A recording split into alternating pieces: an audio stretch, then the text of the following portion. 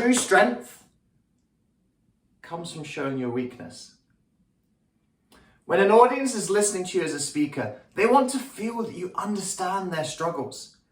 If you come across as some kind of superhuman who knows it all, then they aren't going to see through you a roadmap for how they can change and improve. We can demonstrate relatable weakness as a speaker by adopting something called powerless communication. I was rereading this book recently, Give and Take by Adam Grant. Fantastic book. I think I've read it about 4 times now. But this was the first time that I had read it through a public speaking lens. This book is all about understanding how givers get to the top of their career fields and looking at the different ways that you can use giving behavior in your work and life. There's one chapter of the book where Adam talks about how givers communicate. And he tells this funny story about speaking to a group of army generals, and I won't spoil the punchlines too much for you. But essentially what he realized was that when he came in with his fragile ego and he tried to big himself up saying, I'm a professor at the Wharton School of Business, here are all the amazing companies that I work for, the military generals were a little skeptical and weren't very receptive to listening to what he had to say. Grant realized that he had to change his communication style in order to open himself up to the generals. And he realized that when he stopped trying to be a powerful communicator and instead showed some of his weakness and vulnerability, the generals warmed to him so much more. That's the power of powerless communication. This paradox is that sometimes to really get across to our audience that we know what we're talking about, we have to show that we don't always know what we're talking about. In this video today, I'm going to go through 3 different techniques that you can use to bring in a little bit of powerless communication, take yourself off that pedestal a little bit, and as a result, connect with and engage with your audiences so much more. The first technique that you can use are disclaimers. Disclaimers are where you point to the fact that you don't know everything about a subject or you aren't an expert in that particular field. I'll give you an example. Recently, I was delivering a speech and I was talking about how we have adapted to virtual communication during the COVID-19 pandemic. And someone was asking me, well, what's the future? Now that we are starting to see the back of COVID, is everything just going to go back to normal? And I said, well, there's 2 answers to this. The first answer is that whilst we may see the back of a COVID-19 pandemic, every virologist that I've listened to says there's another pandemic in the future. Now, I don't claim to be an expert in viruses, and I can't tell you what that virus might be. I can't give you a prediction for it. Even the experts can't do that. But for me, it looks like we've been lucky with pandemics.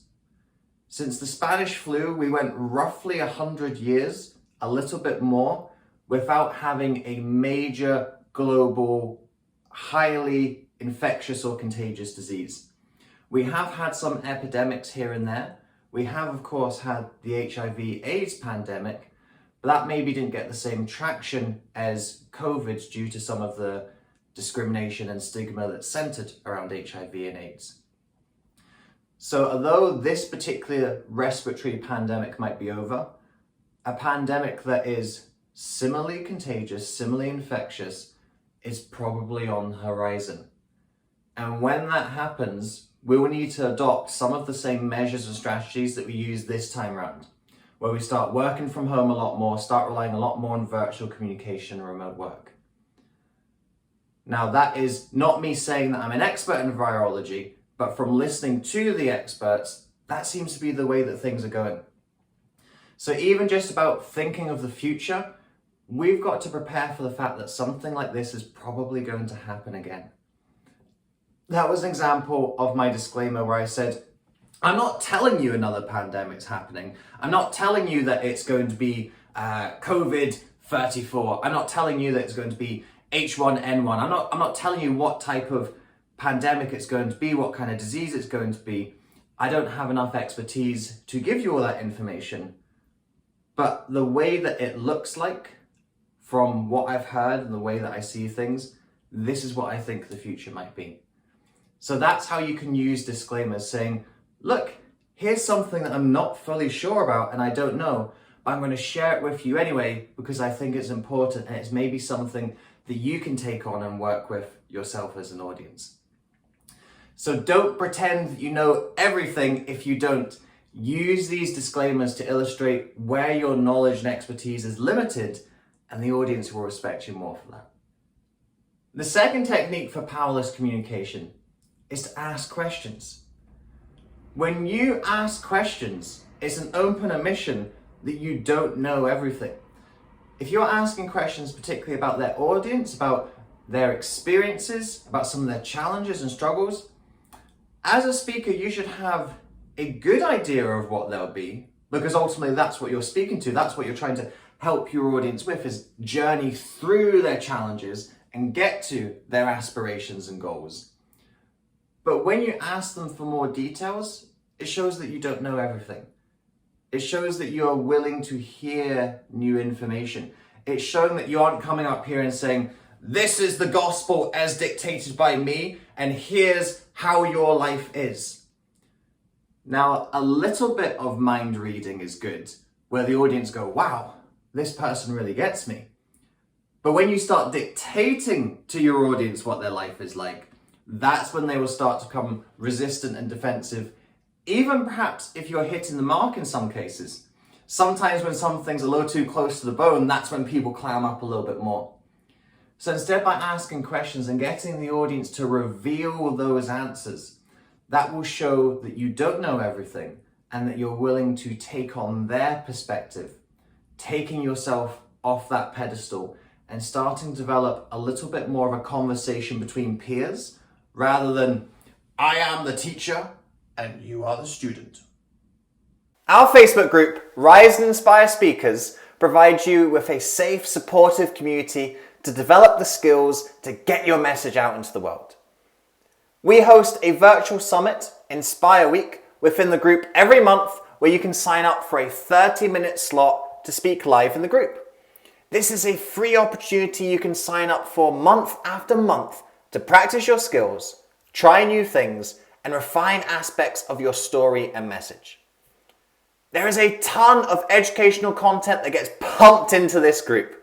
You can access ongoing educational resources that help you gain more confidence on camera, create more compelling speech content, and develop a deeper connection with your ideal audiences.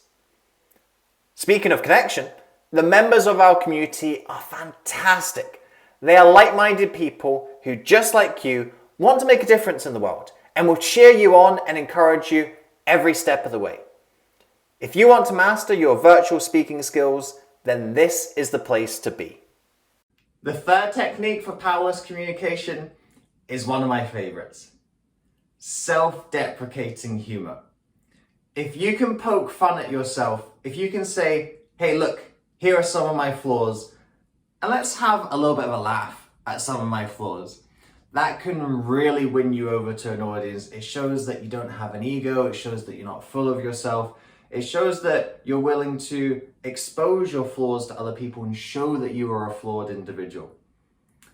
That being said, one of the issues with self-deprecating humor is sometimes people forget the humor aspect of it.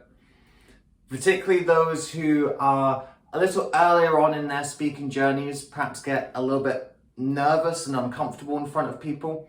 Sometimes they start taking themselves down a peg because then if they flatten themselves into the floor, it means that no amount of judgment from other people can do that to them. They have ownership over putting themselves down. So if you come onto stage and say, hey, so I'm not a very good speaker and this is going to be a rubbish speech today. Not really funny. You're going from powerless to just utterly submissive at that point. The beauty of powerless communication is that you have the confidence to show your flaws.